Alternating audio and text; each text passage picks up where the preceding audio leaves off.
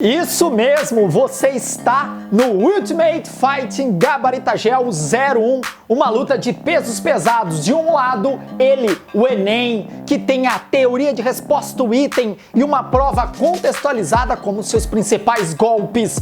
Do outro lado, você tem ela, a FUVEST, a prova Kinder Ovo, que você nunca sabe o que pode cair, aquela prova que a geografia física, que a geopolítica sempre está presente. É o grande embate desses pesos pesados. E aí, qual questão vai ser mais difícil? Deixe nos comentários a questão do Enem, a questão da FUVEST e já deixa o like, se inscreva no canal porque é a primeira luta do Ultimate Fighting Gabaritagel. Vamos junto pra cima deles, bora pra luta que vai ser top.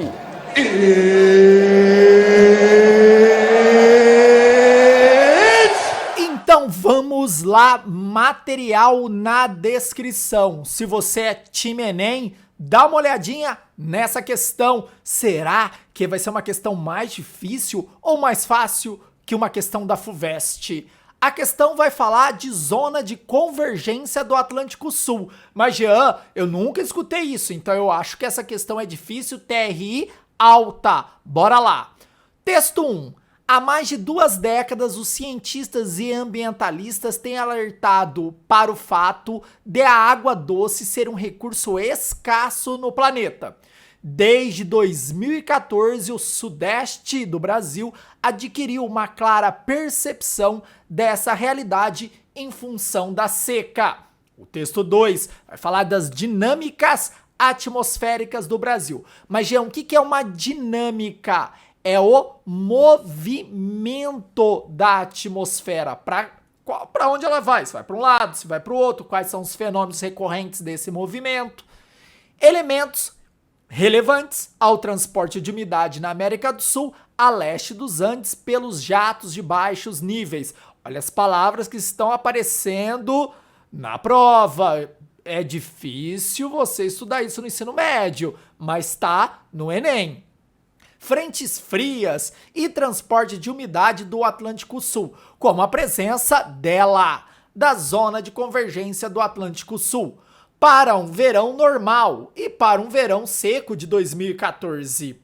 A representa o centro da anomalia de alta pressão atmosférica. Tá, o que a questão já tá te entregando um ponto importante. Ele tá falando que o A na figura é uma área de alta pressão. Então, analisando a figura, aqui em 2014 nós tivemos uma anomalia. O excerto já nos disse isso. O que é uma anomalia? É algo que não é o normal. E aí ele já fala para você que esse A aqui é uma área de alta pressão. Primeiro ponto, o que você precisa entender? Que alta pressão tende a descer. Por quê, Jean? Porque o vento está mais pesado. Então aqui é uma área de alta pressão, as moléculas estão mais juntas, estão mais densas. Então você vai ter o quê? Uma divergência do vento. Presta atenção nisso. Então o vento vai de um lado e o vento vai de outro. Quando eu falo uma área de baixa pressão, estou falando que o vento vai subir, as moléculas estão mais leves, estão mais agitadas. E se elas tiverem umidade, conforme eu vou subindo, eu tenho o famoso gradiente de vertical térmico, que a cada 1 quilômetro, em média, eu tenho menos 6 graus Celsius. E aí, esse vapor d'água vai condensar e precipitar em forma de chuva. Bora lá! De acordo com as informações apresentadas, a seca de 2014 no Sudeste teve como causa natural, olha aqui, é uma causa natural, olha, constituição de frentes quentes barrando as chuvas convectivas. Tá, vamos analisar o verão normal. O que acontece no Brasil brasileiro? Nós temos aqui a entrada deles, dos ventos alísios, que sopram do Atlântico Caribenho, ali recebe uma grande incidência de radiação solar. Então aqui você vai ter uma área de baixa pressão, então o ar está carregado de umidade e esse vento vai arrastar essa umidade até a região amazônica. A região amazônica funciona como uma bomba hidráulica recebendo essa umidade. Fora a evapotranspiração e a evaporação, respectivamente, dos vegetais e dos grandes rios da bacia amazônica. Aqui você vai ter a formação dela, da massa equatorial continental. É a única massa continental que é úmida. Então tem muita umidade aqui. E essa umidade ela vai ser chicoteada aqui pelos Andes e vai fazer esse caminho, encontrando essa outra massa de ar, que é a massa tropical atlântica, que é quente e úmida, formando um grande corredor de umidade que eu chamo... Ó, o Excerto já deu essa dica para você. Zona de convergência do Atlântico Sul, as ACAS. Essas ACAS vai receber ainda a entrada, no caso aqui do desenho, de uma frente fria, que é a massa polar atlântica. Ela é fria, mas é úmida. Tá vendo o tanto de umidade? Fazendo o quê? Chuvas. E chuvas principalmente no final da tarde, né, as chuvas convectivas, se a gente está falando de um verão normal, e até no início do verão, aí das chuvas frontais, por conta da mudança de estações. Beleza? Então, ó, olha a constituição de frentes quentes. Tá falando de frente quente? Frente fria, olha que o Excerto já deixou claro para você. FF, frente fria, não tem nada a ver. Olha B, olha B. Formação de um anticiclone impedindo a entrada de umidade. Guarda aí, guarda aí. C. Presença de nebulosidade na região da Cordilheira dos Andes. Tá, se tem nebulosidade, é bom. Por quê? Nebulosidade é nuvem, e nuvem é vapor d'água, então vai ter chuva, isso mesmo. Lembrando você que as nuvens que mais precipitam água são as cúmulos nimbus, aquelas de formato de bigorna, tá lembrado? Bora lá! Avanços de massas polares para o continente. É aquilo, se uma massa polar ela avançar no continente, ela é fria e úmida. Então ela não trazeria um tempo seco, e sim um tempo úmido. Olha aí, baixa pressão atmosférica no litoral? Não, já tá te falando que é uma área de alta pressão. Tá, Jean, então a resposta é B, não é? Isso mesmo, formação de um anticiclone. Quando eu tenho área de alta pressão, eu tenho a formação de um anticiclone. Quando eu tenho área de baixa pressão, eu tenho a formação de um ciclone. A única coisa que você deveria saber nessa questão é o quê? Que a área de alta pressão é um anticiclone. E esse anticiclone, ele é divergente. Então, conforme essa massa de ar, ela tá querendo chegar aqui, ó, úmida, o que acontece? Esse vento barra. Então, ó, pensa, essa massa de ar tá chegando. Esse vento barra a entrada dela. Tudo bem? Tá. E não é só isso. Se ela é alta pressão, ela é fria. Então ela cria como se fosse um tampão, não deixando essa área de baixa pressão subir carregada de umidade, diminuir a temperatura dela e precipitar. Então essa área de baixa pressão é isso aqui, pessoal, ó, alta pressão, tá? Então ela tá pressionando e não deixando essa subir. Consequentemente, você não vai ter a formação aí de chuvas no sudeste.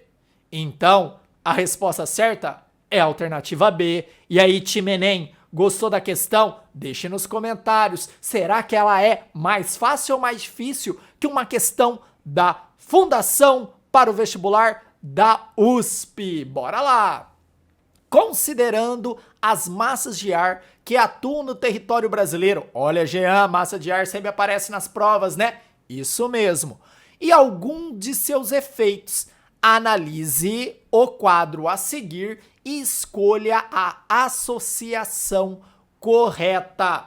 Então tem aquele Cara, tem aquela tabela, você já tá com a cabeça cheia e você vai ter que analisar uma por uma para ver se a característica tá batendo com a massa de ar. Primeira massa de ar, a massa equatorial atlântica. Ela é quente e úmida? Ela é equatorial, ela é atlântica, quente e úmida. Ela se forma no litoral norte e nordeste. Isso mesmo, litoral norte e nordeste. Ela vai gerar formação de chuvas e aumento do vento? Aguenta aí. Vamos responder a B. Equatorial continental, a famosa MEC. Ela é quente? Ela é seca? Não. Ela é a única continental úmida. Já expliquei para vocês na questão do Enem. Ela se forma ali no interior do norte, centro-oeste e sul. Sul não, né, cara? Mas eu já corto ela porque ela não é seca e sim ela é úmida. Então a B não é. Olha, C é a tropical atlântica. Ela é quente e úmida? Isso mesmo. Ela se forma na faixa litorânea do norte e do nordeste? Não. Ela se forma na região sudeste e ali no sul da Bahia ela atinge região de Porto Seguro, região de Ilhéus, região ali de Trancoso, de Arraial da Ajuda. Formação de chuvas e diminuição da temperatura.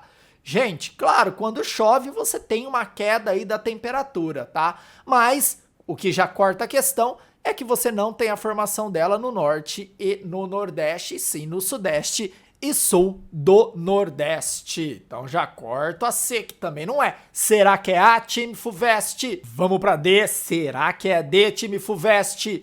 Tropical continental. Ela é quente? Ela é seca também. As principais áreas que ela atinge. Ela atinge o sudeste? Sim. Sul? Tá, atinge. Nordeste? Não atinge. Norte? Atinge um pouco, mas esqueceu a principal área, que é o centro-oeste. Lembrando que ela se forma na planície do Chaco, então a D também não é. Ela aumenta a temperatura, mas não aumenta a circulação dos ventos. E time Fuvest, tô achando que a questão do Enem foi mais difícil. O que você acha? E polar atlântica, ela é fria? Ela é seca? Não, ela é úmida. Vai ser a resposta A. Ela atinge o sudeste? Sim. Atinge o sul? Também. E ela atinge o norte? Também. Quando ela chega muito forte, formada lá na Antártida, você tem o processo de friagem.